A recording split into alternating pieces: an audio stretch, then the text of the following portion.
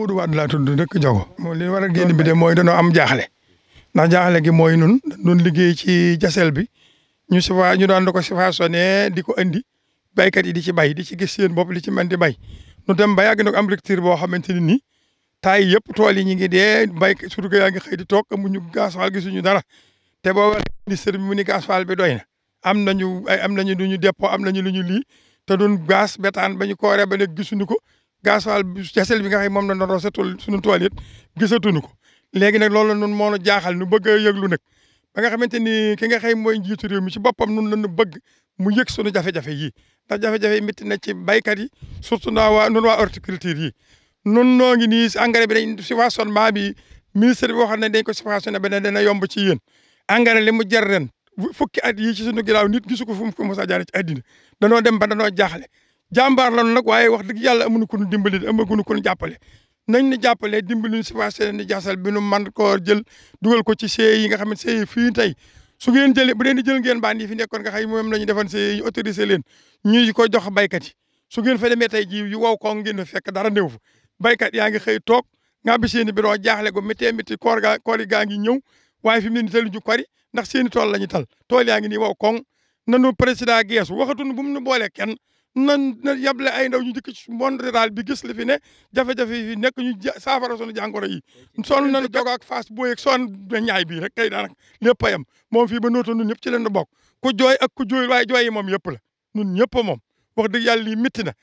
deuxièmement itam saison wër ñu wax ak ñoom ñu wàcceelaat na sunu nab bi ndax nab bi wàcc na wàcc boo xëy amatul lu roose da nga daan bënn benn forage di ci yor bët li bu waa muy roose ni nga bëgge da ngay bënn léegi juróomi forage doo di def ci ab machine doo mën a roose yandu ba ngoon xëy 4 heures di dem ba ay 3 heures ci bëccëg ci lépp ñàkk ndox nañ ñu dimbali ajaatal na suñu nab bi nu mën a liggéey doo nga la ñu bëgg demuñu fenn lu nu liggéey la ñu bëgg nañ ñu jàppale nu mën a liggéey xam nga ñoom dañ fay defar ay petit forage ci ndaw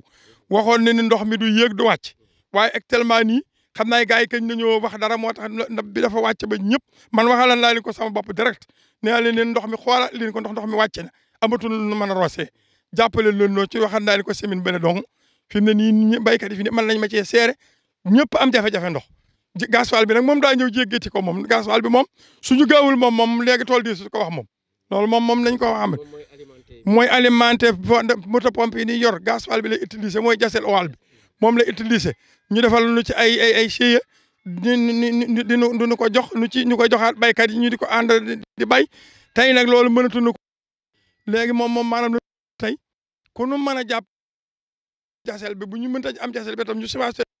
te muy doy nu man cee am nu liggéey nu ndax liggéey rek lañ. asalaamaaleykum man la Cheikhouna Diouf Daaru Salaam Diouf di yënguti ci wàllum mbay daanaka comme ni ko suñu kilifa gi waxee rek baykat yi fan yi jaaxle nañ sonn nañ tiit nañ njàqare bi foo ko takk wees na ndax jël nañ xaalisu banque yi investir ci tool yi liggéey ba tool yi ci war a ñor ñu xëy gisatuñ jesel fenn teñ gis ni yenn sociétés yi ñoom ñoo ngi am jesel ñoo ngi am gasoil di liggéey normal bu fekkee nag ñun dañoo bokkul ci réew mi bëgg nañ ñu wax ñu ni carrément yéen da ngeen bokkul ci réew mi parce que ñun kenn taxawuñ ci dara prix bi ñu ko doon jotee avant seer na dañuy demee ak suñu moyen bopp engrais 35000 saaku 50 kilos bi 35000 ba mu juddoo ba léegi fanweeri at ak nangam maa ngi soog a dégg boobu prix engrais loolu nag kenn mënu ci bay am dara ñu nag dañu bay ngir am dara am luñ dundee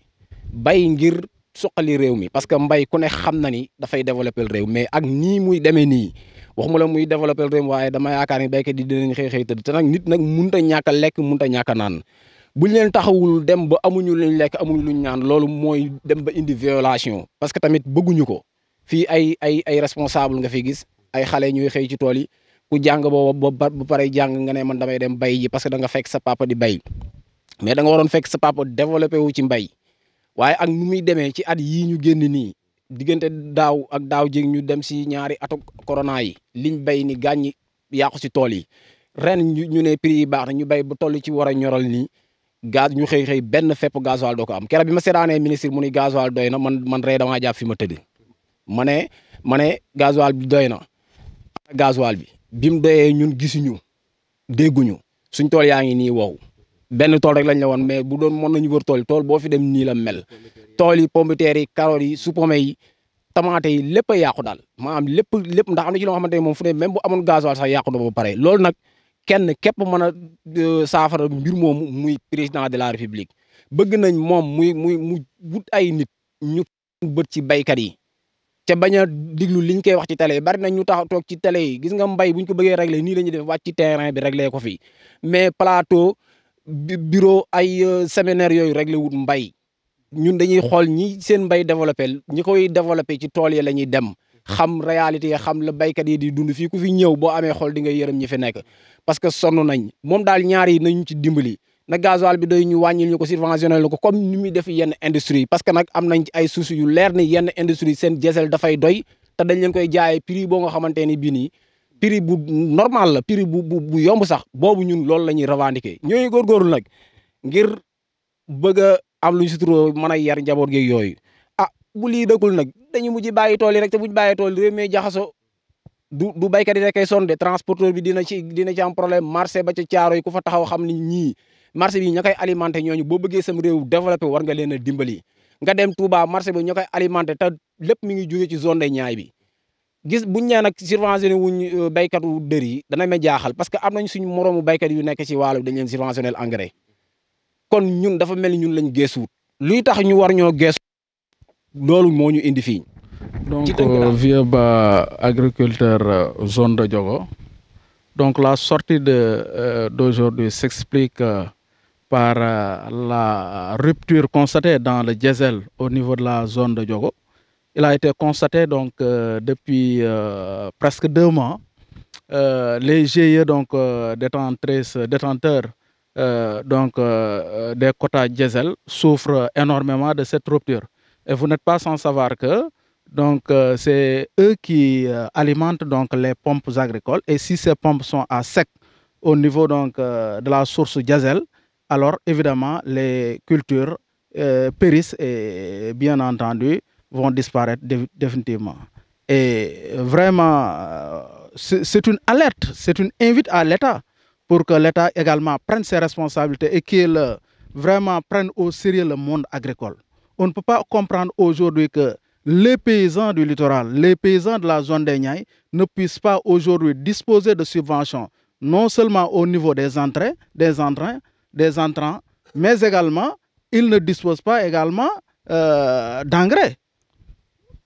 Comme l'a si bien dit d'ailleurs mon prédécesseur, vous avez constaté que depuis un certain temps, l'engrais manque au niveau local.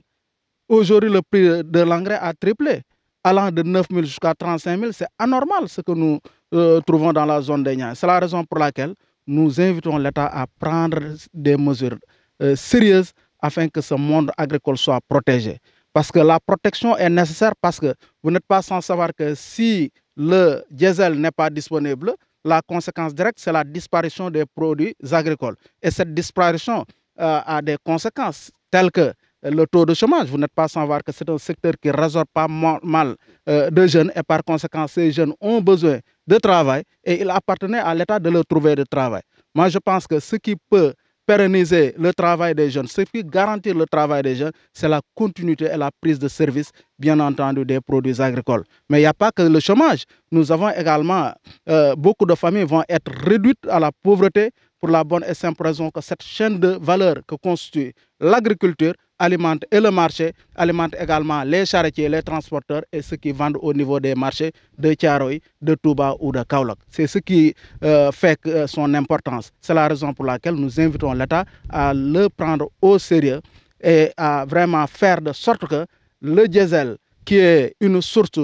plus que nécessaire parce que c'est indispensable, ces pompes-là s'alimentent à partir du diesel. Et s'il y a rupture de diesel, la conséquence, vous le savez comme je l'ai dit tout à l'heure, c'est ce qui fait que nous demandons à l'État de mettre à suffisance donc le diesel, mais également de procéder à une subvention de ce prix. Parce que nous avons constaté, comme j'ai l'habitude de le dire, les moteurs des pirogues sont subventionnés à hauteur de 50%. Si aujourd'hui l'État ne parvient pas à subventionner ces moteurs des pirogues, moi je pense bien qu'il devrait être en mesure de subventionner le diesel afin que ce monde agricole puisse être quand même dans les conditions idoines.